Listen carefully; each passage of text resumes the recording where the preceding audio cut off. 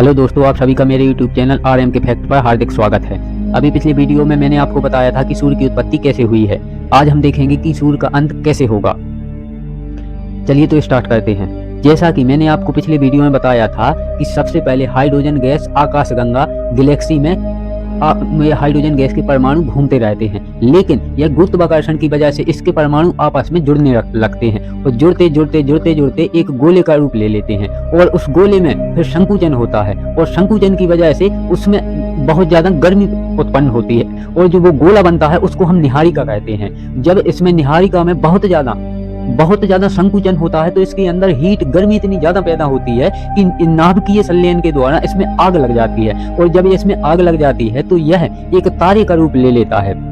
हमारा सूर्य भी एक तारा है, हमारे सूर्य की उत्पत्ति भी इसी तरह हुई है। तो ये सब मैंने आपको पिछले वीडियो में बता दिया था। आज हम देखेंगे कि सूर्य का या तारे का अंत कैसे होता है। तो चलिए स्टार्ट करते हैं। सूर्य या तारे, हमारा सूर्य भी एक तारा है। पहले तो आप ये समझिए हमारा सूर्य भी एक तारा है, ठीक है। लेकिन कुछ तारे सूर्य से बड़े होते हैं और कुछ तारे सूर्य से छोटे भी होंगे, कुछ तारे सूर्य के बराबर भी होंगे। लेकिन जो हमारे सबसे नजदीक, जैसे कि हमारी पृथ्वी को जीवन दान देने वाला सूर्य है, तो हम तो सबसे ज्यादा इसी के बारे में जानेंगे।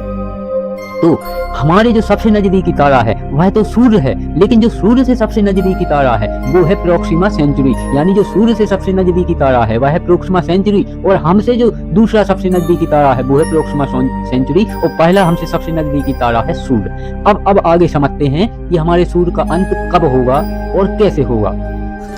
हमारे सूर्य की आयु लगभग 5 अरब बीत चुकी है, यानी कि जो सूर्य में 100% हाइड्रोजन का भाग था उसमें से 50% हाइड्रोजन नाभिकीय संलयन के द्वारा हीलियम में परिवर्तित हो चुकी है। यानी कि हमारे सूर्य का आधा ईंधन खत्म हो चुका है और अभी सूर्य 5 अरब साल और जीवित रहेगा, क्योंकि अभी सूर्य का 50% ईंधन अभी भी बाकी है।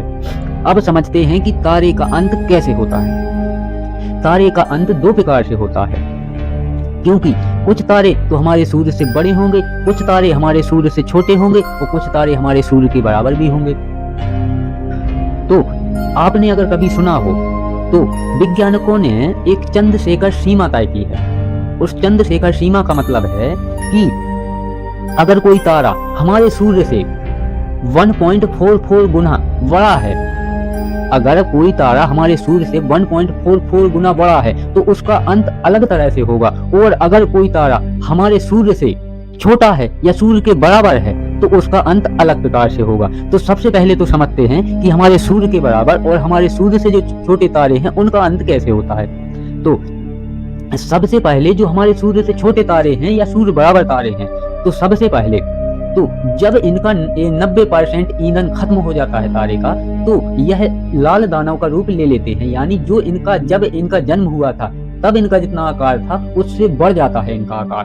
उसके बाद जब इसमें 5% ईंधन बचता है, यानी 90% ईंधन तो लाल दानव या इंग्लिश में बोलती हैं रेड जायंट, इस समय इसका 90% ईंधन खत्म हो जाता है, केवल 5% ईंधन इसमें शेष बचता है।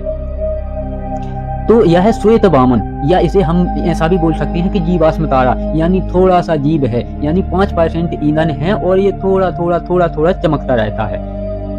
इसके बाद जब इसका 5% ईंधन भी खत्म हो जाता है तो यह बन जाता है काला वामन। और इस प्रकार हमारे इस सूर्य के बराबर या सूर्य से छोटे तारे का इस प्रकार से अंत हो जाता है। चलिए, तो ये तो होगा सूर्य से छोटे या सूर्य के बराबर तारे का अंत। अब देखते हैं जो तारे हमारे सूर्य से 1.44 यानी 1.5 गुना बड़े हैं हमारे सूर्य से, उनका अंत कैसे होता है। तो जब इनका 90% ईंधन खत्म हो जाता है तब यह भी रेड जॉइंट की अवस्था में पहुंचता है, लेकिन इसको बोलते हैं सुपर रेड जॉइंट। उसको बोलते हैं रेड जॉइंट यानी श्वेत वामन, और इसको बोलते हैं सुपर रेड जॉइंट। उसके बाद जब इसका 90% ईंधन खत्म हो जाता है हमारे सूर्य से बड़े तारे का, तब वो बना था श्वेत वामन, लेकिन ये बनता है अभिनव तारा।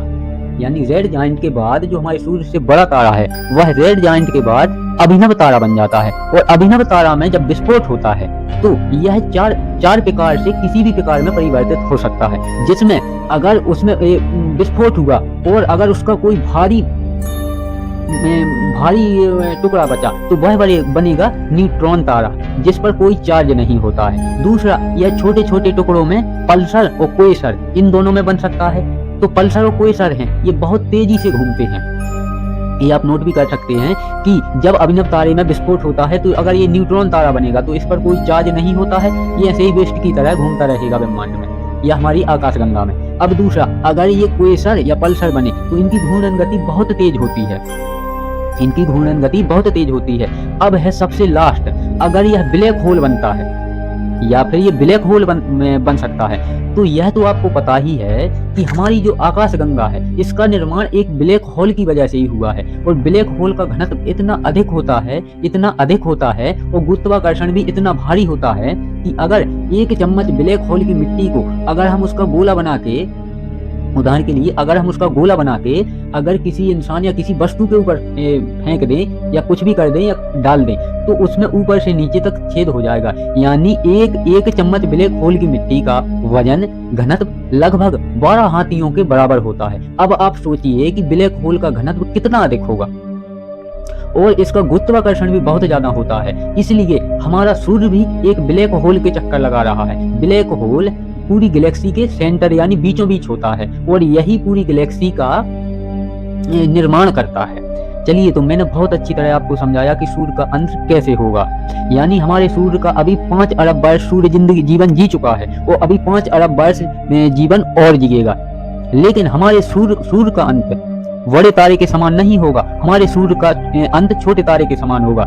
सबसे पहले जब इसका 90% ईंधन खत्म हो जाएगा तो यह रेड जॉइंट बन जाएगा, यानी लाल दानव। उसके बाद जब 5% बचेगा तो श्वेत वामन यानी जीवाश्म तारा, और जब पूरा 100% इसका ईंधन खत्म हो जाएगा तो यह बन जाएगा काला वामन, यानी इसका जीवन खत्म। तो चलिए, मैंने आपको सूर्य की उत्पत्ति और अंत दोनों के वीडियो बारी बारी से दिए और मुझे आशा है कि बहुत अच्छी तरह आपको समझ में आया होगा। मैं ऐसे ही इंटरेस्टिंग वीडियो आपको आगे भी देता रहूंगा। और अगर आपको किसी तरह का कोई वीडियो चाहिए तो आप मुझे कमेंट कर सकते हैं। और अगर मेरा वीडियो पसंद आया है तो उसे लाइक करें, शेयर करें, कमेंट्स करें और चैनल सब्सक्राइब करें और बेल नोटिफिकेशन को भी दबाएं, जिससे मेरा कोई भी वीडियो आपसे मिस ना हो सके। धन्यवाद।